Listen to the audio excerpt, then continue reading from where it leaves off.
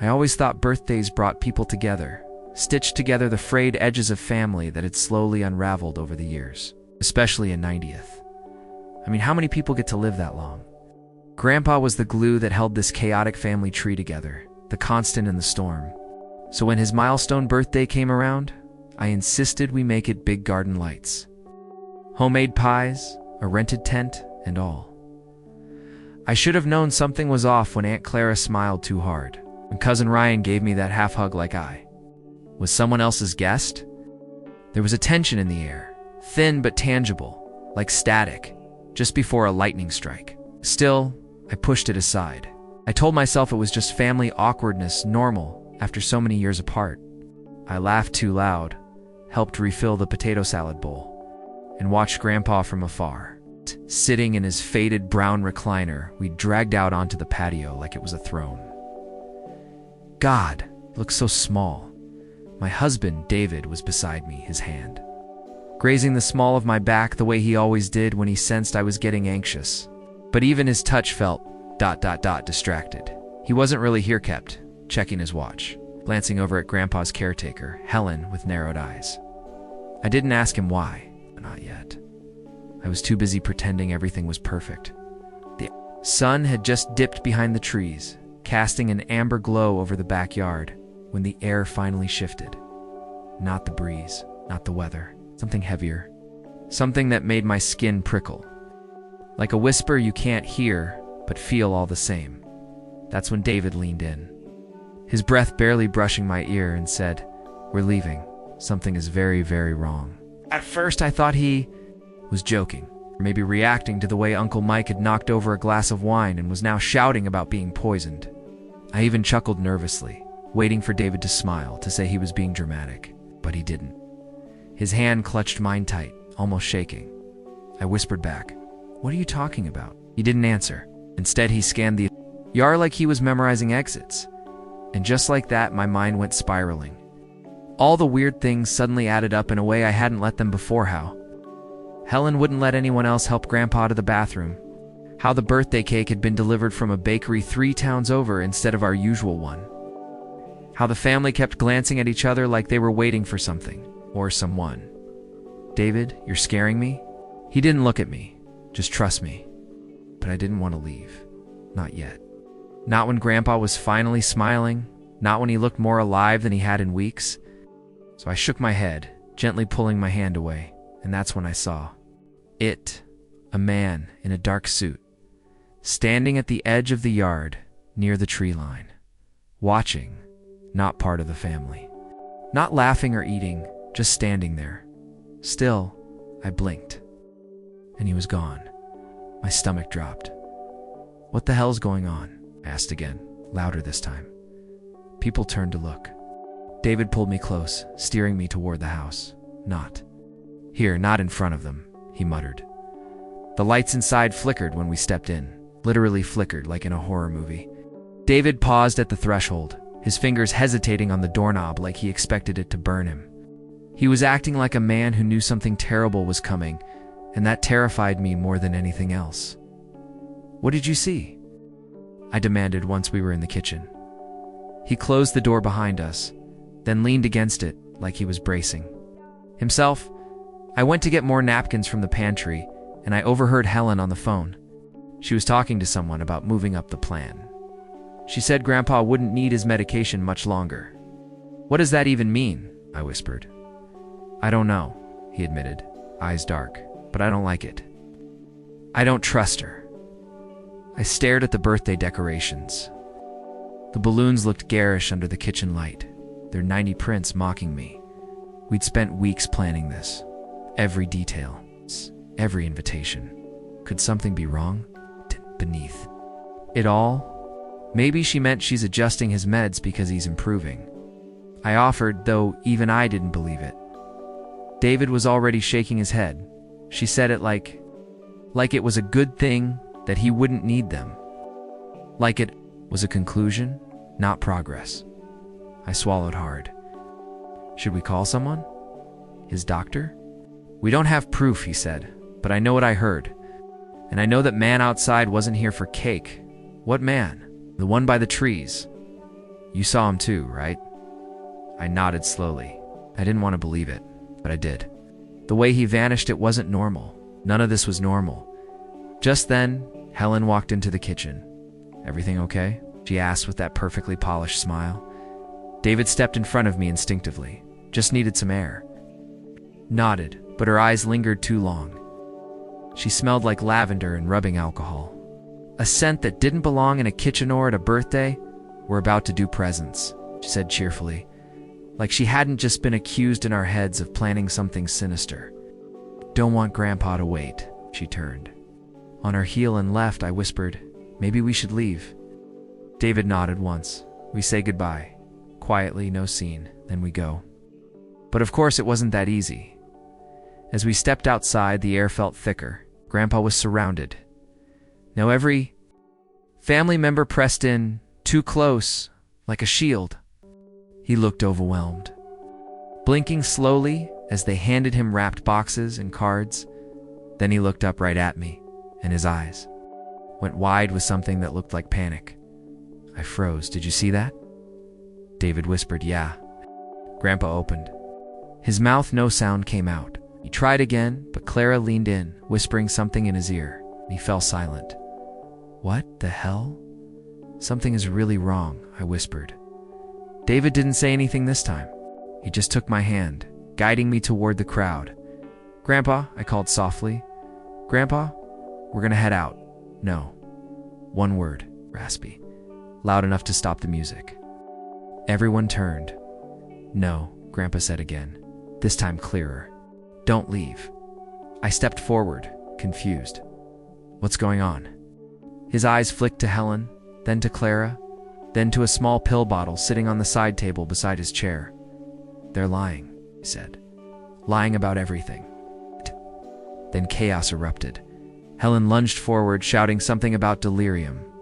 Clara stood up, trying to shield Grandpa from me. David stepped between them and I grabbed the pill bottle, shook it. It was nearly empty. What is this? I snapped. His prescription, Clara said. What are you doing? Grandpa said again. They changed it. So they said it was new meds. But it makes me feel ... sleepy all the time. David turned the bottle over, scanning the label. His eyes widened. This isn't what he's supposed to be on. This isn't even the same medication class. Before he could finish, Helen snatched the bottle out of his hand. You don't understand his condition, she snapped. You're not his doctor. I am his caretaker. And you need to leave. That's when I saw it, the brief look she gave. Clara. A flash of something cold. Calculating. And then Grandpa slumped forward. Everything went silent. For a second, I thought he was dead. But then he groaned, weakly lifting his hand. Don't. Let them take me. It was like the world stopped spinning. Something inside me cracked wide open. Scream I couldn't let out. David was already dialing 911. The family was shouting. Clara tried to stop him. Helen reached for Grandpa. I stood there, heart pounding so loud I could barely hear anything else. Whatever this was, it wasn't just about a birthday. This was something deeper, darker, something that had been growing in the shadows of our family for years. And tonight, in the strings of fairy lights and the pretense of celebration, ... it had finally come into the light. The sound of sirens cut through the night air like a blade. I remembered the way everyone froze, like someone had paused the scene mid-action, and Clara's mouth was still open from whatever protest she'd been screaming. Helen's hand hovered. In the air, just inches from Grandpa's shoulder, even the crickets seemed to stop. It all felt surreal, like a play spiraling out of its script. David stood his ground. Phone still pressed to his ear, calmly giving the address to the 911 operator. His voice was the only steady thing in the chaos around us. I knelt beside Grandpa, my hands trembling. As I took his frail, papery one in mine, his lips were dry, cracked, moving silently, as though trying to warn me of something he couldn't quite form into words. It's okay, I whispered. Help is coming. He shook his head slowly, almost painfully, and gripped my hand tighter. I felt his nails bite into my palm. They wanted to put me away, he croaked, in a home. Said I was losing it, but I knew too much. I looked up. stunned. Too much about what? But he only shook his head again. Don't. Trust Clara. Or Helen. My blood ran cold. In the background, Clara was trying to wrestle the pill bottle from David's hand, her voice rising in pitch. You have no right to accuse us of anything. He's an old man, he's confused. No, David said. Calmly, he's being drugged. And unless you want to explain this to the police, I suggest you back away. That shut her up. I could see the cracks forming in her perfectly composed exterior, her mascara smudging just slightly at the corner of her eyes. Her breathing was rapid. It's not angry dash panicked. Helen stepped forward next. You don't know what you're talking about. That medication was approved not for someone with a history of atrial fibrillation, David snapped. This stuff could have killed him? Did you even bother to check his records? That's when I realized they never intended to check anything. They didn't want him better. They wanted him gone. The ambulance arrived minutes later, lights flashing like a cruel celebration. Paramedics surrounded Grandpa, lifting him onto a stretcher. One of them, a woman with kind eyes, looked at me and asked, Is there a DNR on file? I felt like I'd been slapped. No, I said quickly. No, he's lucid. He's talking. He's scared. He's not dying tonight.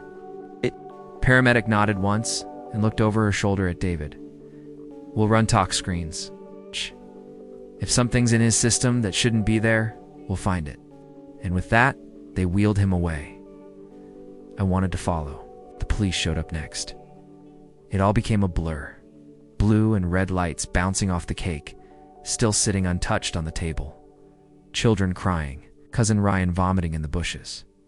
Clara, on the verge of hysterics, trying to convince the officer that this was all a misunderstanding, that Grandpa was just paranoid.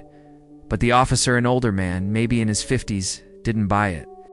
He took the bottle from David, listened quietly as we explained what we'd heard, what we'd seen. He asked to search Grandpa's room. David offered to show him where the medical records were kept. Helen stood motionless, arms folded across. Her chest, that composed caretaker image she always wore, it had slipped now.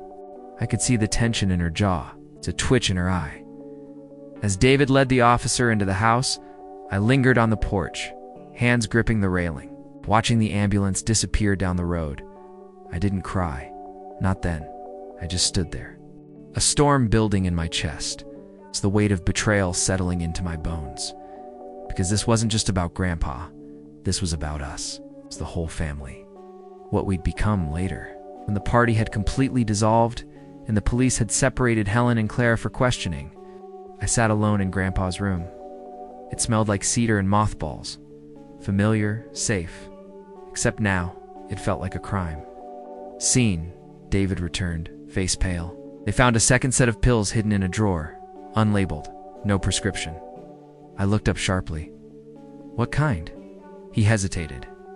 Barbiturates. The kind that can cause memory loss and sedation if misused. My God. They think someone's been swapping them out, probably crushing them and mixing them in with his food or drinks. I covered my mouth, nausea rising. Why would anyone do that to him? David sat beside me. Money, power. You know how much is in Grandpa's estate? They could prove he was no longer competent. They could get power of attorney. Exactly. I felt sick. They were trying to force him out of his own life. David didn't say anything. He didn't have to. The pieces were fitting together far too easily now. Clara had been pushing for a nursing home for over a year. Helen had only been hired after Grandpa fired his last nurse, the one who insisted he was fine, sharp as ever. And just last month, I'd overheard Clara arguing with Grandpa about signing papers he didn't understand. They were gaslighting him, slowly, deliberately, trying to make him believe he was losing his mind so they could steal everything. Leaned forward, pressing my forehead to my knees, trying to hold in the scream I could feel clawing at my throat. I should have seen it, I whispered. I should have known. No, David said firmly. They tried to keep us away for a reason. They knew you'd see through it eventually, but we almost didn't. If you hadn't overheard that call, put his arm around me. You saved him. I didn't feel like a savior. I felt like someone who had walked blind into a room full of lies and celebrated while the people I'd loved were being poisoned literally and emotionally. The next day, a hospital called. Grandpa was awake, coherent, stable. I dropped everything and rushed to his room. The white hallways closing in on me until I saw him propped up in bed, sipping water, looking tired but alive. He smiled when he saw me. "My girl," he rasped. I ran to him, holding his hand, tears spilling freely now. "I thought I was going to lose you. You almost did," he said softly. "But you didn't. You and that good man of yours." He squeezed my hand. "Trusted the wrong people," he said, eyes clouding. "And I'm sorry for that." "No," I said fiercely. "They're the ones who should be sorry." "They won't be for long," he murmured. I told the police everything, about the pressure, the pills, the will. My heart twisted. They tried to change it, didn't they? Nodded slowly. Clara forged documents. Helen helped. I closed my eyes, fury mixing with disbelief. "She was supposed to take care of you. She took care of her future," he said bitterly. I wanted to scream, wanted to punch walls. Instead, I sat beside him, head on his shoulder, letting the silence say what words couldn't. In the days that followed, things moved fast. Clara was arrested. So was Helen Frode. Attempted elder abuse, distribution of controlled substances. It was a scandal the neighborhood would whisper about for years, but I didn't care about any of that. All I cared about was Grandpa. We moved him in with us 2 weeks later, until we could find a safer, better situation. David set up a camera system. I cooked him all his favorite meals. We played chess every evening one night. As I tucked him in, he reached out, his fingers curling weakly around mine. "You saw through it," he whispered. "You didn't let me go. Never, I promised. Not ever." He smiled, eyes glassy. Happy birthdays. And this one was the one that saved me. I kissed his forehead. "Happy birthday, Grandpa." And finally, when the lights were off and the house was quiet, I let myself cry. For everything we almost lost, for everything we now had to rebuild. For the darkness that had tried to swallow my family whole and the light that somehow broke through. Because love isn't always loud. Sometimes it's a whisper in your ear in the middle of a party from the person who knows you best. "We are leaving. Something is very, very wrong." Thank God I listened.